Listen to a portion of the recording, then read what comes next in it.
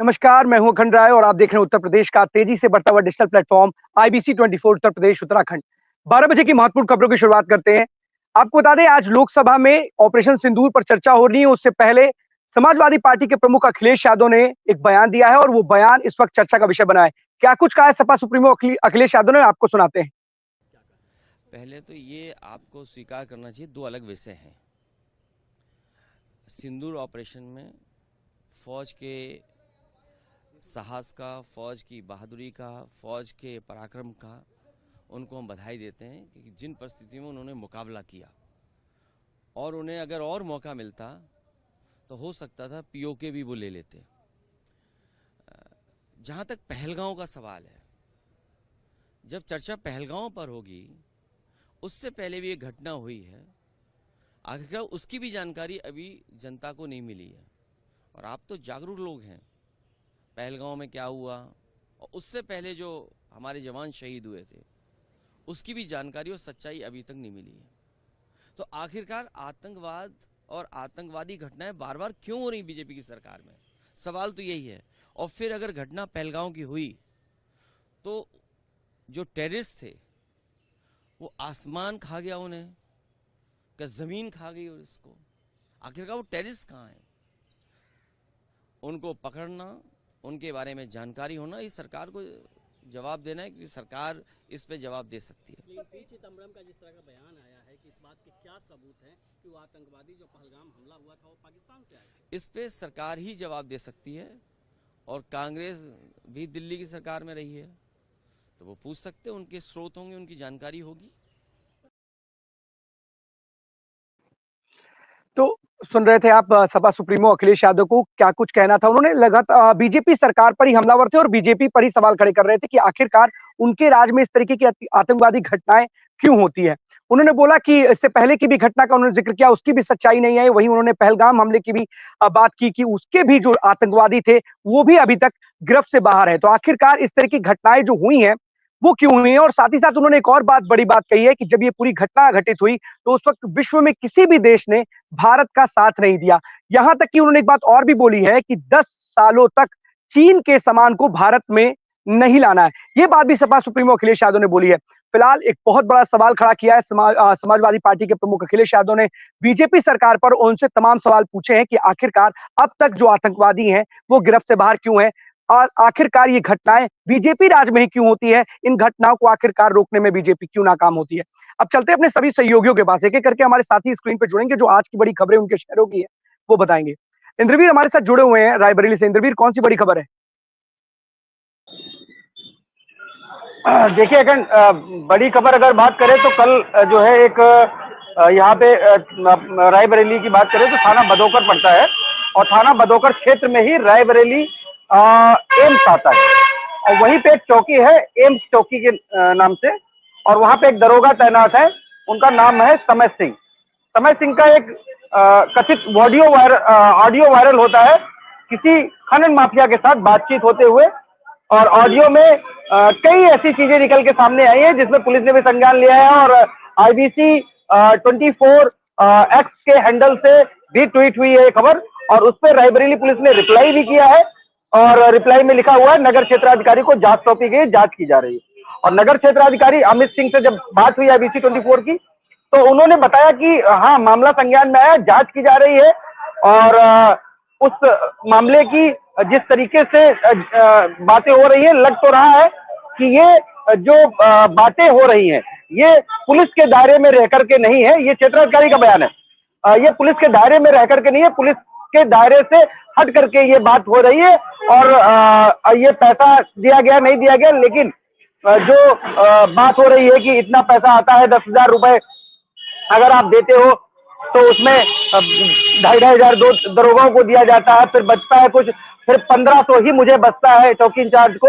ऐसी बातें उस ऑडियो में है, और उसके साथ साथ सबसे बड़ी बात उस ऑडियो में एक ये निकल के आई है कि अगर आपके पीछे, जैसे आपका नाम अखंड राय है, मेरा नाम इंद्रवीर सिंह है, मेरे पीछे या किसी और के पीछे अगर आपके नाम के पीछे सिंह लगा है तो आप अभी तक, मतलब ये उस ऑडियो में है, जो चौकी इंचार्ज कहते नजर आ रहे हैं कि अभी तक अगर मेरे पीछे सिंह नहीं लगा होता, यानी कि ठाकुर नहीं होता, तो अब तक मैं कब का लाइन हाजिर हो चुका होता। ये सूबे के मुख्यमंत्री योगी आदित्यनाथ को कहीं ना कहीं रायबरेली की पुलिसिंग बदनाम करती नजर आ रही है। अपना काम करने को तो बात छोड़िए, एक तो रिश्वत लेने का ऑडियो वायरल होता है, दूसरा कहीं ना कहीं आप राजनीति करते नजर आ रहे हैं। आप राजनेता नहीं है, आप एक पुलिस के जिम्मेदार अधिकारी हैं और एक ऐसे प्रांगण में आपकी चौकी है जहां पे दसियों जिले से लोग इलाज कराने आते हैं और आप कोई यंग दरोगाओं में नहीं है।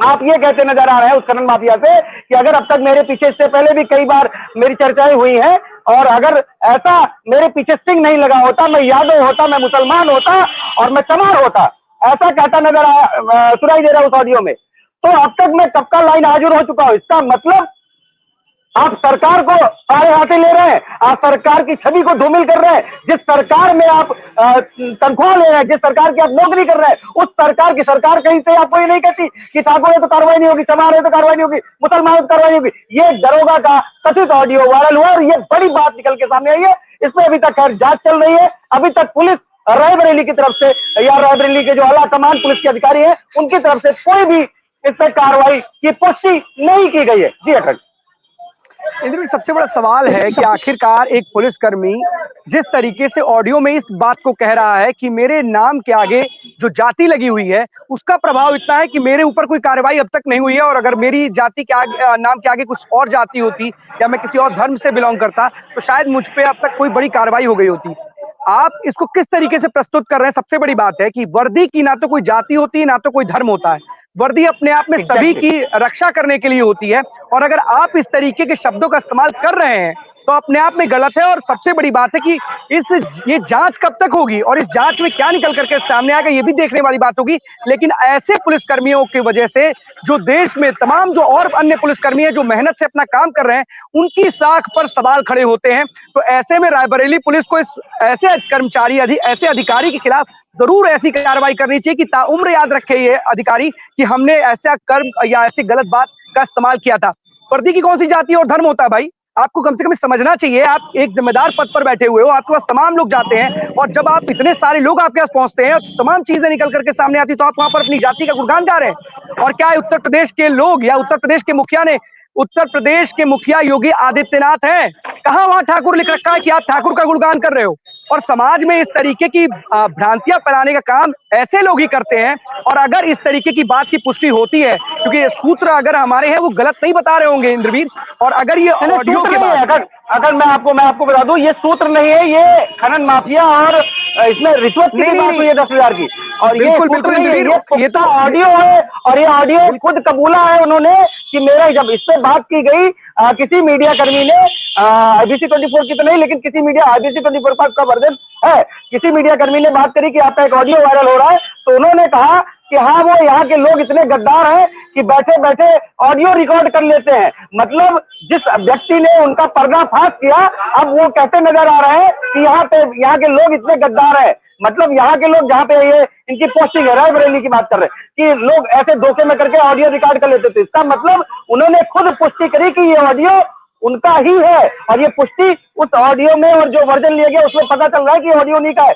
तो इसमें कहीं ना कहीं अखंड सबसे बड़ी सोचने वाली बात यह है कि एक पुलिसकर्मी जो खनन का अगर सही जमात करे तो खनन अधिकारी को आप इन्फॉर्म करिए, और खनन कराने की बात की जा रही है। कहा गया कि मैंने कहा कि रात को 9 बजे जाकर, सॉरी 11 बजे से खनन करना, ये भी है। मतलब 23 मिनट का ऑडियो, मैं आपको पूरी चीजें एक्सप्लेन नहीं कर सकता शायद लाइव में अपने।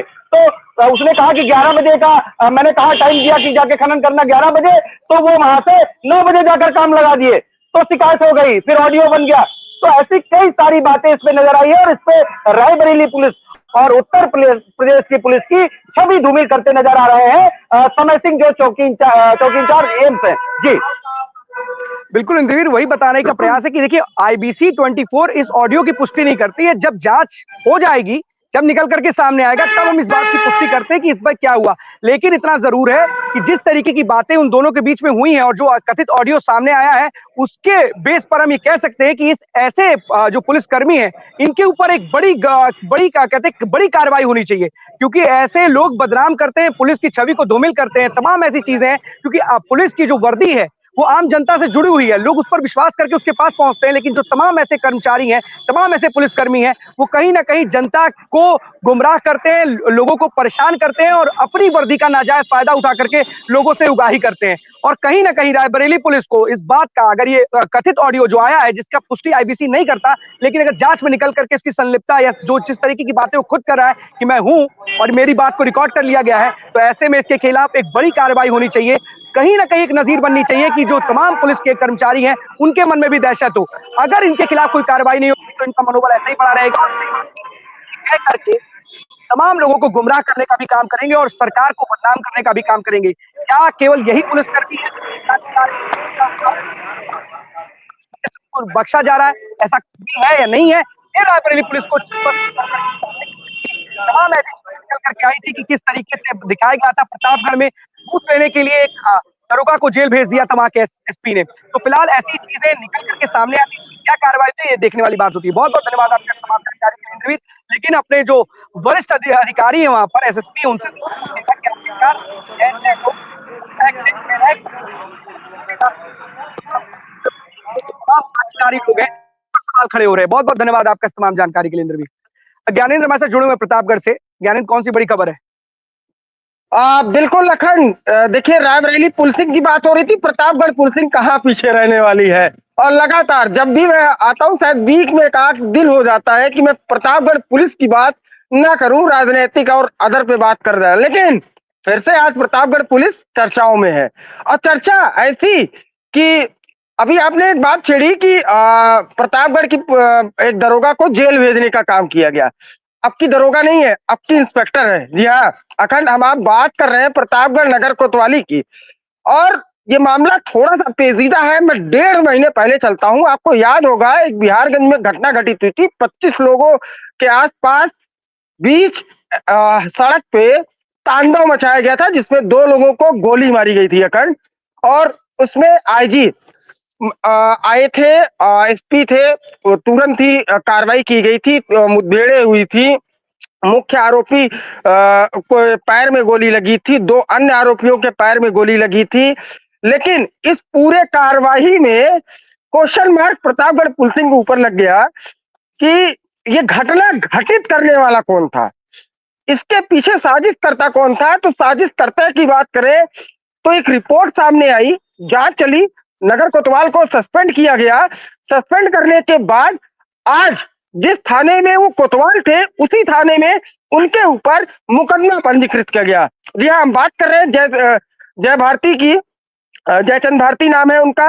और इस समय शनिवार से ही चर्चाएं थी, लेकिन पक्का नहीं कह सकते, लेकिन शायद वो इस समय प्रतापगढ़ जिला छोड़ दिए हैं। उनके कमरे पे ताला लगा हुआ है, भाग गया। अब पूरी ये मुकदमा कैसे लिखा गया, इसकी भी बात कर लेते हैं। मेरी मौजूदगी कोतवाली में है, ये नगर कोतवाली है। सामने कोतवाली आप देख ही रहे होंगे और हमारे दर्शक भी देख रहे हैं। और इस मेरे ठीक पीछे ये है प्रभारी निरीक्षक का आवास। पूरा का पूरा मामला यहीं से उठा है, प्रभारी निरीक्षक का आवास है। पूरा का पूरा मामला यहीं से उठ के आया है। अखंड अखंड उठा इसलिए है कि सामने जो कोतवाली है वहां एक कैमरा लगा है। और आरोप यह है कि जो पीड़ित परिवार था, पीड़ित परिवार ने आरोप लगाया कि जयचंद भारती ने, जो मुख्य आरोपी मस्तन जिसका नाम बताया जाता है, उससे उन्होंने घटना के 1 दिन पहले जो है पैसा लिया। फिलहाल मेरे पास सीसीटीवी फुटेज नहीं है, मैं केवल एज ए जांच की रिपोर्ट की बात कर रहा हूं। आईजी के पास उन्होंने कंप्लेन किया। उनको प्रतापगढ़ पुलिस अधीक्षक के ऊपर ट्रस्ट नहीं था। सवालिया निशान ये भी है, दबे मन से ये भी कहा जाता है पुलिस विभाग में, प्रतापगढ़ में, कि आईजी और प्रतापगढ़ पुलिस अधीक्षक की बन नहीं रही है, कि हर मामलों में इंटरफेयर आईजी को करना पड़ रहा है, तब जाके अपराधी पकड़े जा रहे हैं। ऐसा हो गया कि जिस दिन घटना हुई थी उसी दिन से सवालिया निशान खड़े हो रहे थे कि जयचंद भारती से मस्सन मुलाकात हुई थी, एक पन्नी में जो है पैसा दिया गया। इसकी पुष्टि मैं नहीं कर सकता। फिलहाल उनके ऊपर मुकदमा जो है भ्रष्टाचार अधिनियम के तहत दर्ज किया जा चुका है, तो अब शायद पुष्टि करी भी जा सकती है। जांच में तो निकल के आया है सीसीटीवी फुटेज। कॉल डिटेल सबसे महत्वपूर्ण रखता है। मस्सन से उनकी कई बार घटना के एक दिन पहले, घटना के दिन जो बताया जा रहा है कि घटना के दिन भी जयचंद भारती की मुलाकात हुई थी। सोचिए कितना बड़ा खेल खेला गया होगा, और 25 लोगों से अधिक जाके एक नेशनल हाईवे पे तांडव करना, 2 लोगों को गोली मारना और वहां से फरार हो जाना, और फरार हो जाने के बाद प्रतापगढ़ पुलिस के ऊपर ही सवालिया निशान खड़ा होने लगा, और उसमें संलिप्तता किसकी पाई गई? नगर कोतवाल की। और उसके ऊपर मुकदमा इसी कोतवाली में लिखा गया, जिस कोतवाली में वो कोतवाल था।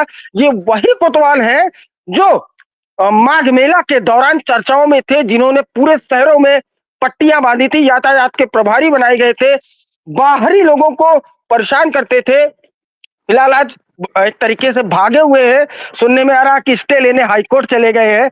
अब भगवान जाने गिरफ्तारी कब होगी। आईजी खुद इस मामले को मॉनिटरिंग कर रहे हैं। आईजी ने खुद आदेशित किया प्रतापगढ़ पुलिस के अधीक्षक को कि मुकदमा दर्ज किया जाए। सोचिए अगर आईजी इन्फॉर्मेशन ले रहा है प्रतापगढ़ के मामलों में, तो कहीं ना कहीं, मैं इसकी पुष्टि नहीं करता हूं, मैं फिर कह रहा हूं कि आईजी और पुलिस अधीक्षक की बन रही है कि नहीं बन रही मैं नहीं कह सकता, लेकिन पुलिस विभाग में ये चर्चाएं हैं कि पट्टी वाली घटना को लेकर के, रानीगंज की घटना को लेकर के, बिहारगंज की घटना को लेकर के जितनी घटनाएं अभी घटित हुई हैं, प्रतापगढ़ पुलिस अधीक्षक को इस पूरे मामले में डांट पड़ी है। पट्टी की घटना में अब सोचिए कि आईजी ने इन्वॉल्वेशन लिया, कल कोतवाल को सस्पेंड किया गया, पट्टी कोतवाल को। तो अगर आईजी इन सब चीजों में प्रतापगढ़ में इन्वॉल्वेशन ले रहा है, तो शायद जो पुलिस कर्मचारी कह रहे हैं, अधिकारी कह रहे हैं, तो हो सकता है कि ना बनती हो। फिलहाल इसकी पुष्टि मैं नहीं कर सकता।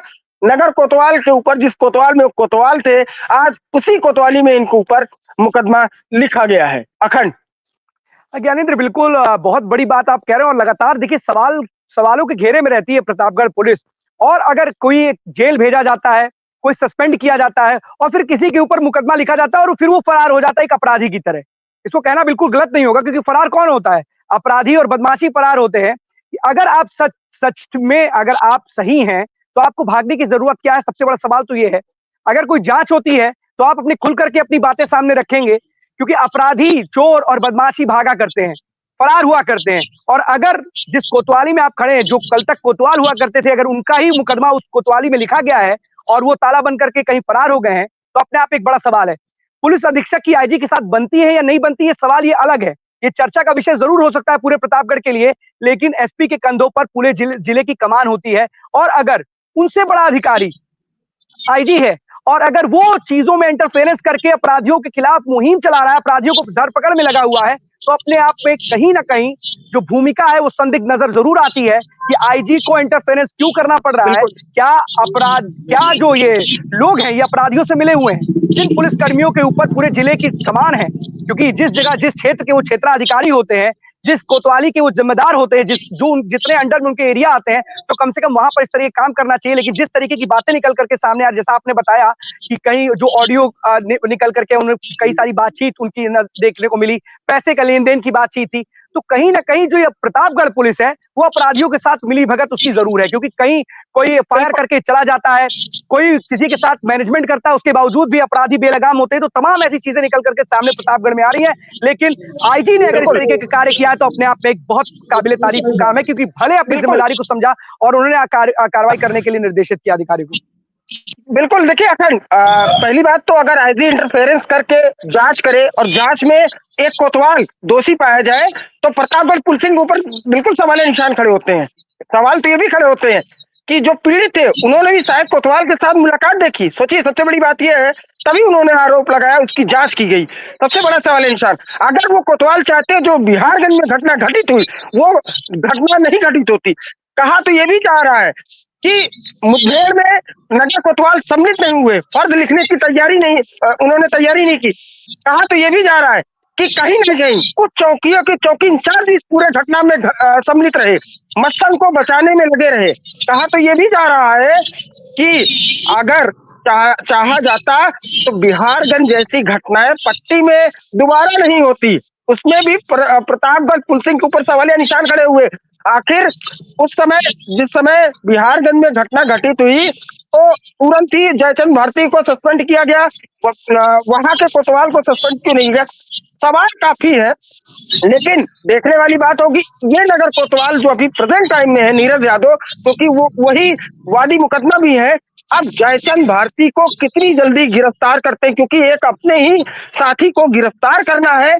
अब कितनी जल्दी गिरफ्तारी करते हैं, क्योंकि वो भी एक पुलिस महकमे से ही जुड़ा हुआ है। अब अपराधी तो आप बड़ी तेजी से पकड़ लेते हैं, लेकिन एक पुलिस कर्मी जो कि इंस्पेक्टर रैंक का है, उसको कितनी जल्दी गिरफ्तार करते हैं, ये बड़ी देखने और सोचने वाली बात होगी। आप मुठभेड़ तो बड़ी तेजी से करते हैं, अपराधियों के पैर में गोली तो बड़ी बिल्कुल तेजी से ज्ञानेंद्र, लगती है। बिल्कुल ये सबसे बड़ी बात है और ये देखने वाली कार्रवाई, ये देखिए बहुत देखने वाली, दिलचस्प होगा ये नजारा कि कैसे एक जो अपराधी को पकड़ने के लिए तमाम पूरी पूरी पूरी फोर्स लगती है, एसओजी की टीम लगती है, तमाम उनकी जो एजेंसीज है वो लगती हैं। अब यहाँ पर अपने ही नुमाइंदे को, अपने ही कर्मचारी को पकड़ने के लिए कौन सा गणित इस्तेमाल करते हैं कि वो पुलिस की गिरफ्त में आए। फिलहाल अगर पुलिस की गिरफ्त से बाहर है, जो कल तक जिसके ऊपर जिम्मेदारी थी वही गिरफ्त से बाहर है, वो फरार हो गया है, तो अपने आप में सवाल ये भी खड़ा होता है। लेकिन आईजी की प्रशंसा जरूर करनी होगी कि ऐसे जो लोग हैं जो अपनी जो काम को, अपनी जिम्मेदारियों को ठीक से निर्वहन नहीं करते और जिस जिम्मेदारी की वजह से उनको जो रुतबा मिला है, जो पद मिला है, उसका गलत इस्तेमाल करते हैं और उसके लाभ में उससे लाभ लेते हैं, उनके ऊपर कठोर कार्रवाई जरूर होती हुई नजर आए। तो इसलिए कहीं ना कहीं आईजी की प्रशंसा जरूर होनी चाहिए। बहुत बहुत धन्यवाद आपका ज्ञानेंद्र इस तमाम जानकारी के लिए। आदर्श हमारे साथ जुड़े हुए हैं। आदर्श, आप बताइए कौन सी खबर है। अखंड जी, मैं आज बताना चाहूंगा हरदोई जनपद में बहुत बड़ी लापरवाही पुलिस विभाग की भी देखने को मिल रही है। अगर पुलिस विभाग की बात करें तो यहाँ पर नो एंट्री में 8 बजे लेकर रात के 8 बजे चलती है, ट्रक निकलना है, इसी रोड पे ट्रक निकलते हैं और इसी रोड पे बच्चे स्कूल भी जाते हैं। हमारे पीछे आप देख सकते हैं ये बसें निकल रही है, ये खाली स्कूल की बसें, लेकिन ये जो रोड है उस पर काफी गहरे गड्ढे हैं। हम आपको गड्ढों से अपडेट कराएंगे। देखिए ये गड्ढे हैं हमारे पीछे, देखिए ये गहरे गड्ढे बने हुए हैं। इन गड्ढों में इस रोड में हजारों बसें निकलती, हजारों वाहन निकलते, छोटे से बड़े लेकर। और ये देखिए हम चल रहे हैं उस रोड को लेकर चल रहे हैं। देखिए ये सब गड्ढे बने हुए हैं, ये सब करीब यहाँ से करीब इतने गहरे गड्ढे बने हुए हैं, कोई वाहन आता है फंसने का डर बना रहता है। और यहाँ पर जो गाँव जो मोहल्लेवासी है, मोहल्लेवासी को भी कहीं ना कहीं दिक्कतों का सामना करना पड़ता है। पीछे बस आ रही है, देखिए पीछे पीछे दिखाऊँ मतलब, ये देखिए पीछे बस आ रही है और इसी गड्ढे से होकर निकल गई, इसी गड्ढे से होकर तो क्या निकलेगी ये बस। जिम्मेदार और गड्ढे में उतरते हैं क्या, कि खाली बसें उतरेंगी, स्कूल बस उतरेंगी, वाहन उतरेंगे, कोई जिम्मेदार इस गड्ढे में उतरता है? गड्ढे में उतरता है क्या अच्छा उसके घर के बच्चे या तमाम जो लोग हैं कल चोटिल हो जा रहे हैं? क्या मतलब है फिर इस तरीके की रोड गड्ढा मुक्त सड़कें हैं? ये कौन सी गड्ढा मुक्त सड़कें हैं? यही गड्ढा मुक्त सड़कें हैं ये कि प्रदेश के मुख्यमंत्री बार बार ये आदेशित करते हैं, निर्देशित करते हैं अधिकारियों को कि प्रदेश की कोई भी सड़क गड्ढे से मुक्त हो, एक भी गड्ढा नजर ना आए सड़कों में। पर यहाँ तो तमाम जो लगातार हरदोई की अगर आप अकेले कई खबरें दिखाते रहते हैं, तमाम ऐसी सड़कें हैं जहां पर केवल गड्ढे ही गड्ढे नजर आते हैं। तो ऐसी सड़कों का क्या करना है? क्या मुख्यमंत्री के आदेशों की भी अवहेलना करने का इन लोगों ने, जो जितने भी जिम्मेदार अधिकारी हैं, क्या उन्होंने सोच रखा है क्या कि मुख्यमंत्री भी कहेंगे तब भी नहीं सुनेंगे? सुनना ही नहीं है तो किसकी बात सुनेंगे तभी? उत्तर प्रदेश के मुख्यमंत्री का सीधे सीधे यूपी के 75 जिलों में कहना है कि जो भी सड़कें गड्ढा युक्त कर दी जाए। लेकिन यहाँ के जो पहले डीएम मंगला प्रसाद जी थे, उनके राज में ये सड़कें ऐसे थी। अभी जो उन्होंने जहाँ जो डीएम आए हैं, अब देखना ये होगा कि उनके राज में सड़कें कब तक सही होती है।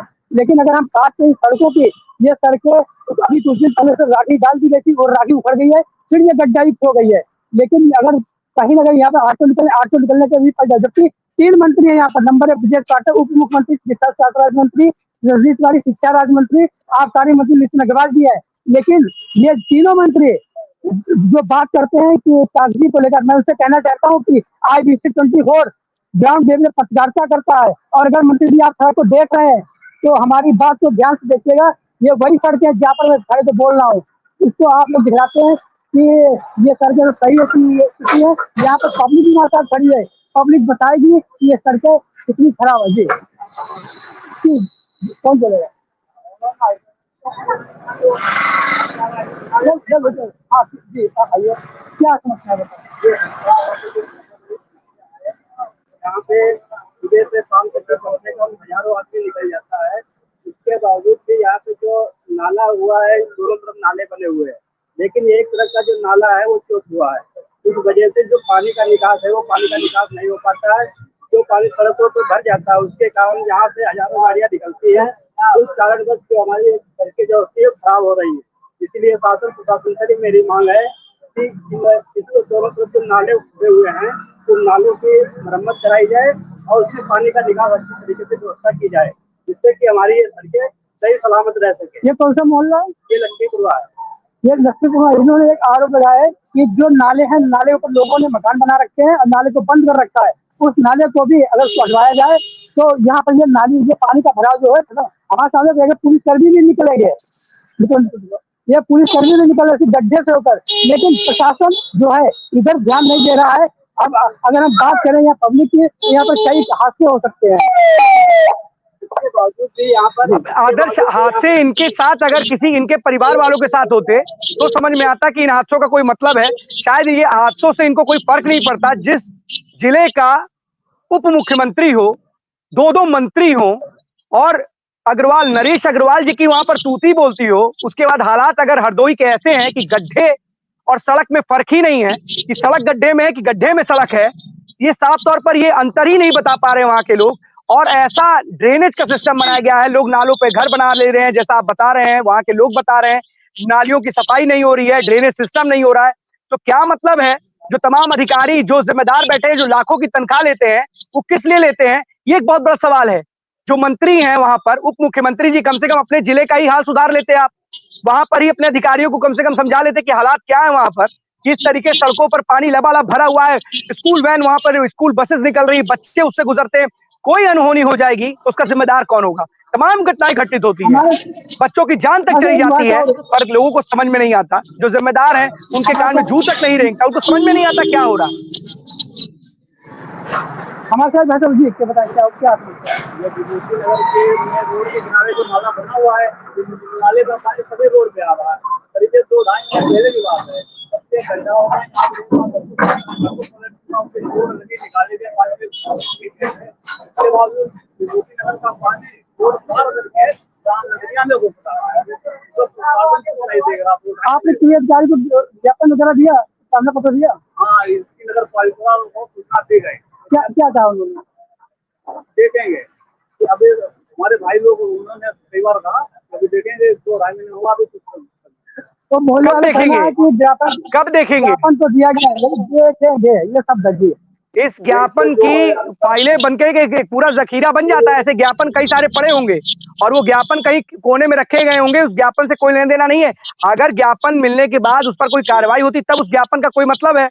उस ज्ञापन का क्या मायने मतलब है जब ज्ञापन मिल जाए किसी कोने में पड़ा हो एक रद्दी के फॉर्म में? उसका कोई मायने मतलब नहीं है। आदर्श, आप अधिकारी से पूछिएगा, जिलाधिकारी से पूछिएगा कि आखिरकार इस तरीके से रोडों पर स्कूल बसेस, वैन तमाम पीछे आपके निकल रहे हैं, बच्चे उस पर जाते हैं, तमाम राहगीर जाते हैं वहां पर, हजारों की तादाद में वाहन वहां से गुजरते हैं। अगर इसमें कोई दुर्घटना घट जाती है तो क्या उसके बाद जिम्मेदारी किसी की होगी? क्या किसी की जिम्मेदारी तय होगी? या फिर केवल और केवल जब कोई घटना घट जाती है तो उसके बाद कुछ किसी एक के ऊपर खाना पूर्ति के लिए कोई कार्रवाई कर दी जाती है? बहुत बहुत धन्यवाद आपका इस महत्वपूर्ण जानकारी के लिए आदर्श। लेकिन जिलाधिकारी से जरूर पूछेगा कि आखिरकार कब तक यही हाल बना रहेगा या फिर बरसात के बाद इस पर काम शुरू हो जाएगा। बहुत बहुत धन्यवाद आपका इस तमाम जानकारी के लिए आदर्श।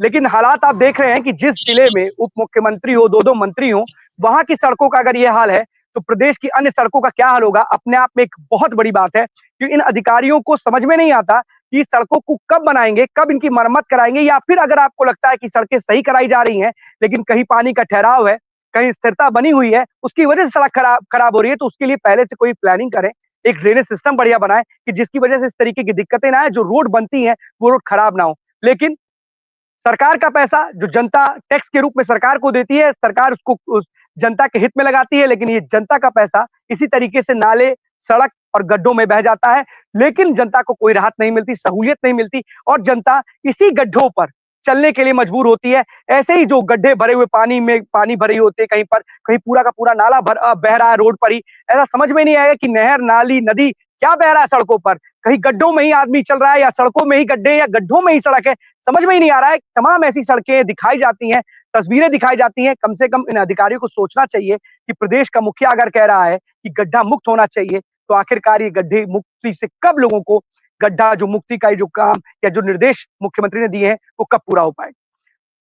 ये तो हरदोई की बात थी। एक और लापरवाही की आपको बात बताते हैं, लेकिन अब ये लापरवाही एक बहुत बड़ी दुर्घटना में तब्दील हो चुकी थी। बाराबंकी में, राजधानी लखनऊ से महज कुछ दूरी पर बाराबंकी में एक मंदिर में जब तमाम हजारों की भीड़ वहां इकट्ठा होती है, तो रात में एक तार गिर जाता है जिसके बाद भगदड़ मच जाती है। उस भगदड़ में 2 लोगों की दुखद मृत्यु हो जाती है और कई लोग घायल हो जाते हैं। कुछ लोगों की हालत गंभीर बनी हुई है और सबसे बड़ी बात है, ये घटना घट जाती है रात के 2 बजे। भगदड़ मचती है, लोगों को अस्पताल लेके जाया जाता है, वहाँ पर जो भक्त मौजूद होते हैं। लेकिन जब बयान आते हैं तो बयान ये आते हैं कि बंदरों के आतंक की वजह से जो तार था वो टूट गया, जिसकी वजह से ये पूरी की पूरी घटना घटित हुई। लेकिन सबसे बड़ा सवाल है कि ये लापरवाही क्यों, जहाँ पर इतनी बड़ी तादाद में लोग इकट्ठा हो रहे हैं, तो वहाँ पर इस तरीके की स्थितियाँ क्यों हो जाती हैं? लखीमपुर खीरी से भी कुछ ऐसी ही बात निकल कर के सामने आ रही है, जहाँ एक बहुत बड़ी घटना होने से बच गई। पुलिस की सतर्कता वहाँ पर देखने को मिली, लेकिन कम से कम ऐसे हादसों, क्योंकि तमाम जहाँ पर ये भीड़ इकट्ठा होती है, तमाम जगहों पर इस तरीके की व्यवस्था ज़रूर बनानी चाहिए। तमाम जो लोग या ज़िम्मेदार अधिकारी हैं, जिला अधिकारी, एसपी है, किसी की भी तैनाती हो या जो तमाम ज़िम्मेदार लोग हैं, उनकी तैनाती हो, कम से कम उनको देखना चाहिए कि कोई दुर्घटना ना घटित हो।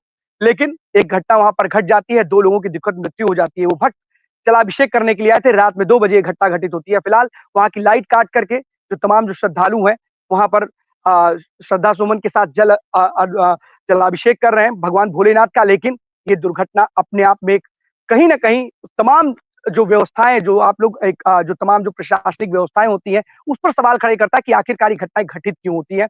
इस पर भी प्रशासन को पैनी नज़र रखनी चाहिए थी कि ऐसी घटना ना घटित हो। तमाम ऐसे इंतज़ाम, उपाय ज़रूर करने चाहिए थे, लेकिन अब ये घटना घटित हो चुकी है। वहाँ के जिला अधिकारी का, एसपी का, सभी का बयान आया है। लोगों जो घायल हुए, उनका इलाज चल रहा है, लेकिन ऐसी घटना भविष्य में ना हो, इसके लिए भी कोई ना कोई प्लानिंग ज़रूर करनी चाहिए। तो 12 बजे 12 बड़ी खबरों में आज के लिए बस इतना ही। कल हम आपके सामने फिर से होंगे हाज़िर, तब तक के लिए दीजिए हमें इजाज़त। धन्यवाद।